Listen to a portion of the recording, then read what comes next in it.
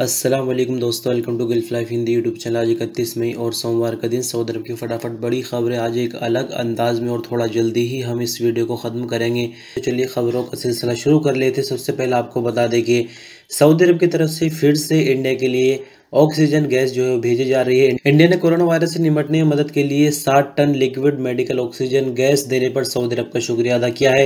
India के minister of petroleum, natural gas and steel ने tweet किया कि 3 शिपिंग कंटेनर जिन पर 60 टन लिक्विड ऑक्सीजन गैस मौजूद है 6 जून को मुंबई पहुंच जाएंगे। आने वाले महीनों में सऊदी अरब की तरफ से 100 कंटेनर और भेजे जा सकते हैं इंडिया में। इस तरह की भी खबरें हैं, लेकिन अभी देखिए कि 2 बार सऊदी अरब पहले ऑक्सीजन भेज चुका है, जो तीसरी मरतबा यानी 6 जून को मुंबई 60 टन ऑक्सीजन पहुंच जाएगी। पेट्रोलियम मिनिस्टर धर्मेंद्र प्रधान ने कहा कि सऊदी अरब का ये कदम सऊदी अरब की लीडरशिप और नरेंद्र मोदी के जो गहरे ताल्लुकात है यानी जो गहरे रिश्ते हैं उनका नतीजा है। उन्होंने आगे कहा कि शुरुआत के 3 कंटेनर और आगे के कंटेनर जो बाद में आएंगे वो सऊदी गवर्नमेंट की तरफ से 6 माह तक इंडियन ऑयल कॉरपोरेशन के पास रहेंगे। उन्होंने कहा कि इंडियन ऑयल कॉरपोरेशन दम्माम के मेसर्स लॉन्ड से ऑक्सीजन जो है इंपोर्ट कर रहा है, यानी सऊदी अरब से जो ऑक्सीजन भेजी जा रही है वो दम्माम शहर से इंडिया के लिए भेजी जा रही है, जो मुंबई 6 जून को पहुंच जाएगी। तो पता नहीं ये ऑक्सीजन आम लोगों के लिए है, ये सिर्फ खास लोगों के लिए है। सबसे पहले सऊदी अरब ने कंटेनर के रूप में ऑक्सीजन भेजी थी, उसके बाद सिलेंडर के रूप में, और तीसरी बार भी कंटेनर के रूप में ही जा रही है। इसके आगे जो बातें हो रही हैं वो आने वाला वक्त ही बताएगा उनमें कितनी सच्चाई है और इंडिया किस रूप में ऑक्सीजन भेजी जाएगी। बहरहाल इस वक्त तक जो भी सऊदी अरब ने इंडिया की मदद की उसके लिए बहुत बहुत शुक्रिया, और आई होप कि जल्द ही इंडिया में कोरोना ख़त्म हो जाए, क्योंकि अभी मामले जो है वो काफ़ी घटते हुए दिखाई दे रहे हैं। अगली खबर देख लेते हैं। अल अरबिया एयर ग्रुप की हवाई कंपनी एयर अरबिया मिस्र ने शर्म अल शेख, यानी ये मिस्र का एक शहर है, उसका नाम है, शर्म अल शेख से जद्दा के लिए सीधी फ्लाइट चलाने का ऐलान किया है। 16 जून 2021 से शर्म अल शेख से जद्दा के लिए डायरेक्ट फ्लाइट चलाई जाएंगी। अल अरबिया नेट के मुताबिक दोनों मुल्कों के समुद्र तटीय शहरों के बीच फ्लाइट चलाने का मकसद सऊदी अरब और मिस्र के बीच टूरिज्म को बढ़ावा देना है।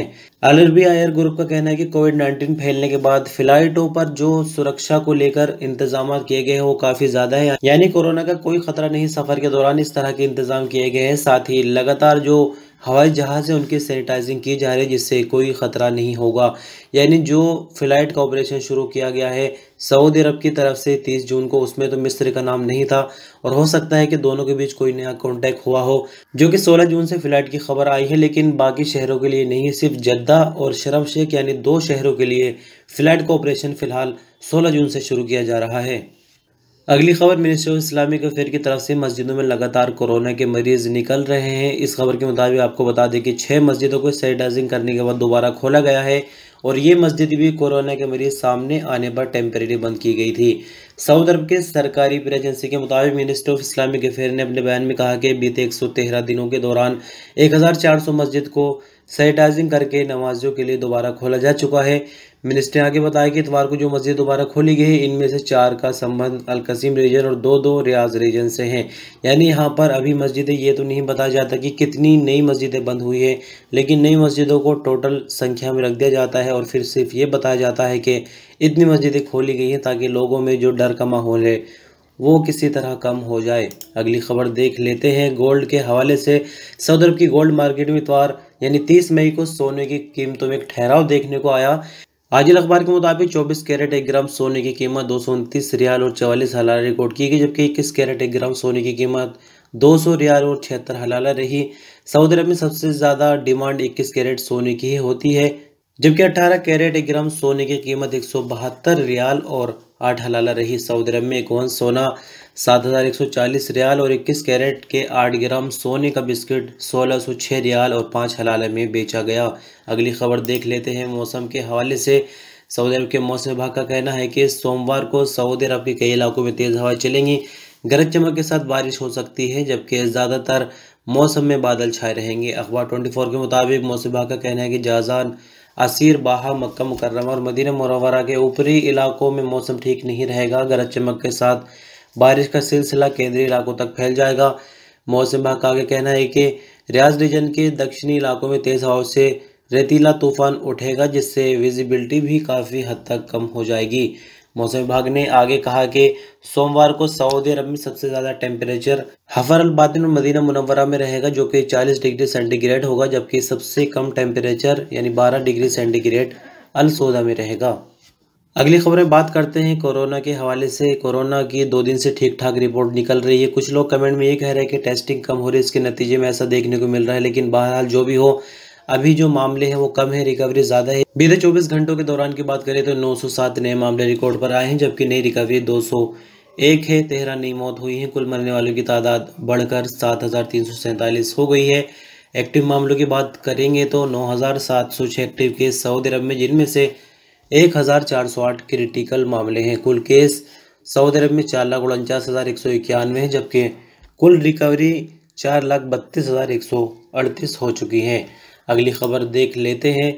सऊदी अरब की सबसे बड़ी fast food chain Herfy food service company ने ईट राइट फूड सर्विस के साथ एक कॉन्ट्रैक्ट पर साइन किए हैं, जिसके मुताबिक उसे नाइजीरिया में 50 आउटलेट खोलने के राइट दिए गए हैं। अरब न्यूज़ के मुताबिक कंपनी ने इतवार को एक बयान में कहा कि ये कॉन्ट्रैक्ट हर्फी के इंटरनेशनल ब्रांड बनने की कोशिशों का एक नतीजा है, जो सऊदी क्राउन प्रिंस मोहम्मद बिन सलमान के विजन 2030 का भी हिस्सा है, क्योंकि ये company middle east, GCC countries और अफ्रीका में अपने पैर पसारना चाहती है। दोनों कंपनियों ने पहली बार इस साल फरवरी में बातचीत शुरू की थी और तदाउल के ऐलान के बाद फ्रेंचाइज कॉन्ट्रैक्ट 10 साल तक रहेगा, जिसमें वार्षिक एवरेज के मुताबिक 5 ब्रांचें 2021 से शुरू होंगी। आपकी जानकारी के लिए बता दें कि हर्फी फूड सर्विसेज कंपनी 1981 में बनी थी और इसी साल यानी साल 2020 में रियाज में पहला हर्फी रेस्टोरेंट खोला गया। सितंबर 2020 तक कंपनी टोटल 40 रेस्टोरेंट की मालिक है, जबकि 345 रेस्टोरेंट लीज पर है सऊदी अरब में।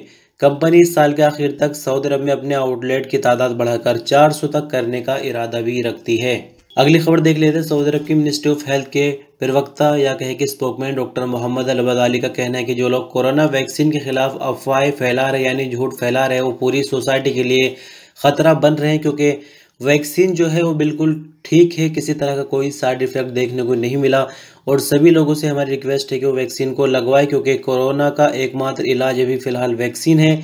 सब अखबार के मुताबिक इतवार को प्रेस कॉन्फ्रेंस कर रहे थे, जिसमें उन्होंने बताया कि कोरोना किसी को लग जाना एक खतरनाक बात है, इसको हल्के में ना लिया जाए और वैक्सीन का जो असर है वो बिल्कुल काम करता है, साइड इफेक्ट इसके कुछ भी नहीं, क्योंकि कुछ लोग ऐसी अफवाहें फैला रहे हैं हेल्थ मिनिस्ट्री के प्रवक्ता के मुताबिक, जिसमें ये बताया जा रहा है कि कोरोना कुछ नहीं, इससे कुछ नहीं होता है, सब मनगढ़ंत बातें हैं। साथ ही वैक्सीन का भी कोई असर देखने को नहीं मिल रहा कुछ लोगों के हिसाब से, जो झूठी बातें लोगों में फैला रहे। तो इन्हीं के लिए एक मैसेज दिया गया मिनिस्ट्री ऑफ हेल्थ के प्रवक्ता की तरफ से कि वैक्सीन जितनी जल्दी हो सके लोग लगवाए और कोरोना को हल्के में ना ले, यानी जो एसओपीज बनाएगी उनका पालन करते हैं। अगली खबर देख लेते हैं। सऊदी अरब में जद्दा म्यूनिसिपैलिटी ने बीते 2 दिनों के दौरान छापा मुहिम में 64 वायलेशन रिकॉर्ड करके 114 दुकानों और 22 शॉपिंग मॉल सील कर दिए हैं।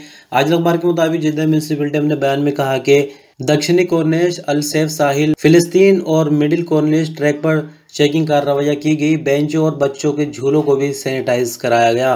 म्यूनिसिपैलिटी का आगे कहना है कि कोरोना एसओपीज की पाबंदी कराने के लिए छापा मुहिम जरूरी है और छापा मुहिम को जारी रखा जाएगा जब तक कि कोरोना पूरी तरह से सऊदी अरब में खत्म नहीं हो जाता।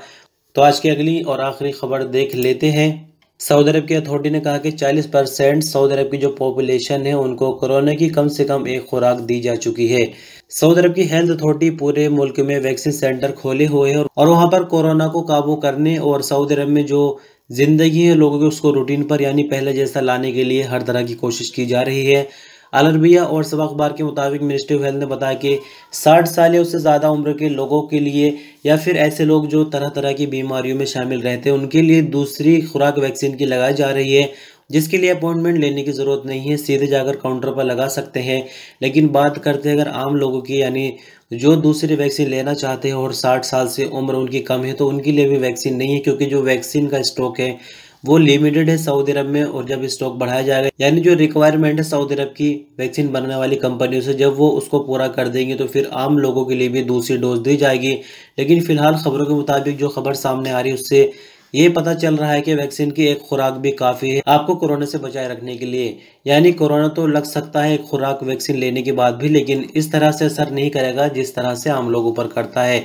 तो आई होप सारी खबरें आपको समझ में आई होंगी और ये आखिरी खबर थी। खबरों का सिलसिला यहीं ख़त्म करते हैं। अब हम आपको थोड़ा सा ये बता दें कि आज खबरों का अंदाज़ अलग क्यों रखा और जल्दी में ही वीडियो क्यों निपटा दी है, क्योंकि थोड़ी सी हैरानी आपको हो सकती है। यानी देखिए, कल 30 मई की रात को यानी तकरीबन 1 या 2 बजे के बीच बहुत तेज़ तूफ़ान आता है, आंधी आती है। यानी बहुत तेज़ तूफ़ान था, लफ्ज़ों में नहीं कह सकते। और फ़ौरन ही लाइट चली जाती है। उसके बाद पूरा दिन कल का गुजर गया, यानी 30 मई का आज की रात गुजर गई। इस वक्त तक भी जब अभी मैं ये वीडियो बना रहा हूँ सऊदी अरब के टाइम के मुताबिक अभी 7 से 7:30 के बीच है, अभी भी लाइट नहीं आई है। तो किसी तरह से मैंने अपना लैपटॉप चार्ज कर लिया कहीं और ये वीडियो मैंने जल्दी जल्दी में बनाकर आपके पास भेज दी है, क्योंकि गैर हाजिरी नहीं करना चाहता था। सुनने में आ रहा है कि कहीं लाइन में प्रॉब्लम हुई है, इसलिए लाइट नहीं आ पा रही। बहरहाल बहुत बहुत शुक्रिया, वीडियो पर अंत तक बने रहे। अल्लाह हाफिज़।